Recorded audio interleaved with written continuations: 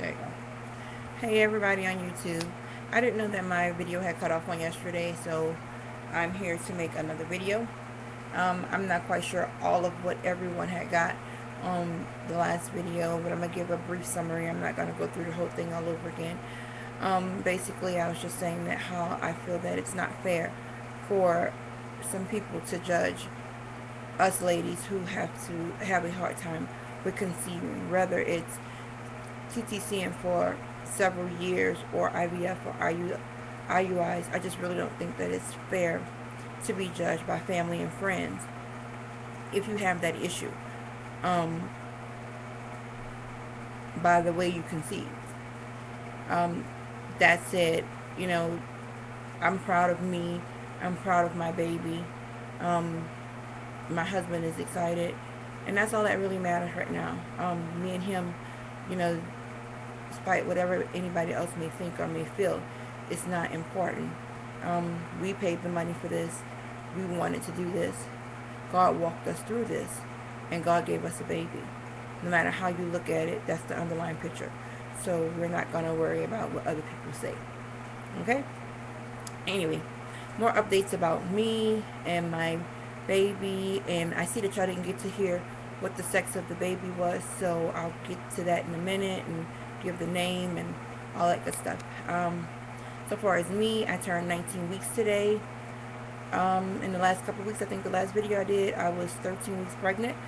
So not really much has happened since then, but my body has changed a lot since then. I never really had any morning sickness in my first 3 months. I still haven't had any morning sickness. I get queasy from time to time. I get nauseous a lot. I want to eat a lot of things, but I can't eat much of it. It's like I can only eat so much, and then my body says, you know what, that's enough, or I'll start to get sick.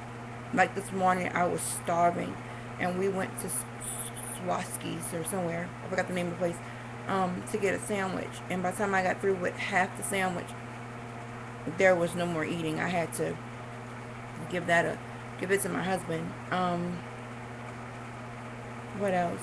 Oh, this is a TMI, but I have constipation like no other. I have been constipated actually since I've gotten pregnant, and that is annoying. I have never been constipated a day in my life until now, and that is so annoying. It hurts. You cramp. You have enormous gas. I've never had gas like that either. So it's crazy. Another symptom that I have now, and I've been having for like the last 3 weeks, is I have a discharge. It's not an infection or anything. Trust me, I've had a yeast infection, so I know what kind of discharge that looks like. It's not that kind of discharge. It's clear. It's thin. It's you know, I know it's there because it's my body, and I notice a lot of things and changes in my body, especially since IVF. Doing IVF, I notice a lot of things. I pay attention to a lot.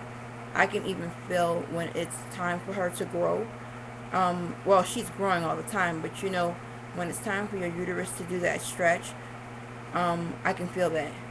When my hip bones or pelvic bone or whatever, I'm not quite sure what it is, kind of widened, I felt that. And it's not delightful. It hurts. Well, it doesn't hurt, but it's quite uncomfortable. I'm at the stage where I can't sleep really well at night. Like tomorrow, we're going to get me one of those big pillows so that I can sleep at night, because it takes me a minute to get comfortable to even fall asleep at night. What else? That's basically it. And symptoms and signs and symptoms for me. Oh, my breasts are growing. Definitely, they're growing. They itch like nobody's business, and they don't itch all day. As long as they confine, they're okay.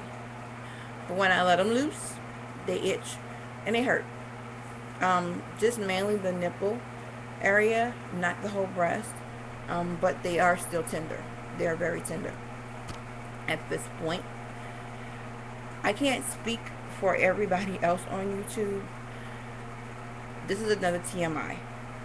They talk about your sex drive during your pregnancy. Some people have one, some people don't. Let's just say I have one. Let's just say that. And my husband is ready for it to go away. He enjoyed it in the beginning, but now I think I'm getting a little out of hand. Anyway, let's just go to the sex of the baby. We are having a little girl. Her name is Layla Camille, and I can't wait till she gets here. I can wait, because I want her to be in here to at least 37 weeks. I want to be full term, so that we won't have any complications of going to the NICU. Now, I'm a planner to a certain extent. Things like this, I try to plan for. You cannot plan for when the baby will come, or what will happen once it gets here. Whether it comes early and needs NICU care, or if it comes to term and still need NICU care. You don't know that, you don't know that unless they diagnose that during your pregnancy, but you don't know. So what I did was, where I live, we only have 2 hospitals. One is a really nice hospital, and they give you the really nice delivery room. It's really big, and your husband has his separate beds to stay there, and then they move you over to a post-op room once you have the baby. You and the baby can come in the room, and then there's a queen size bed for you and your husband to sleep in during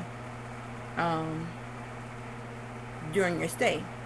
Now, how much I would love that, I really would, but I'm looking at the fact of, what if we need NICU care?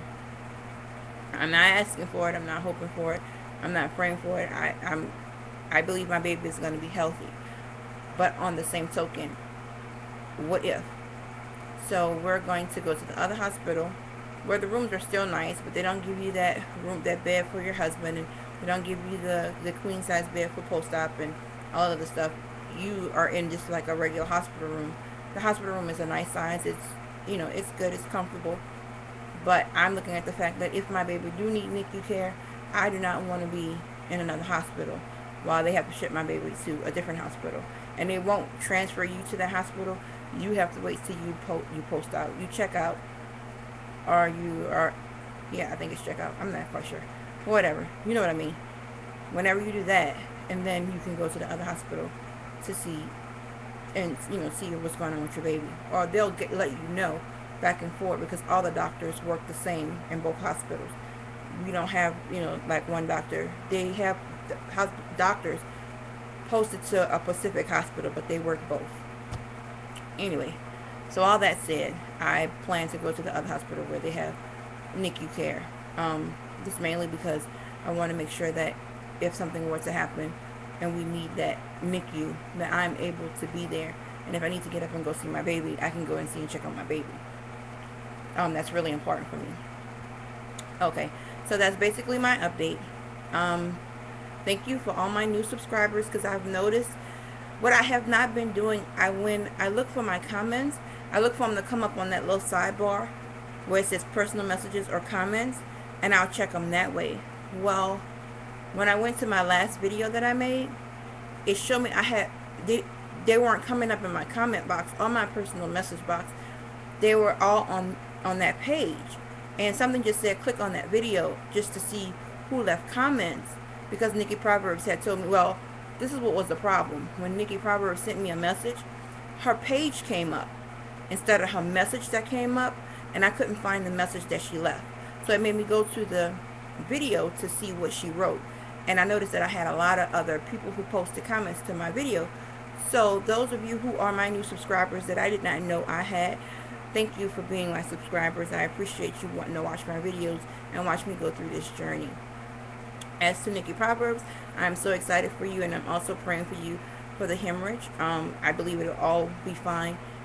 But all prayers are worth having.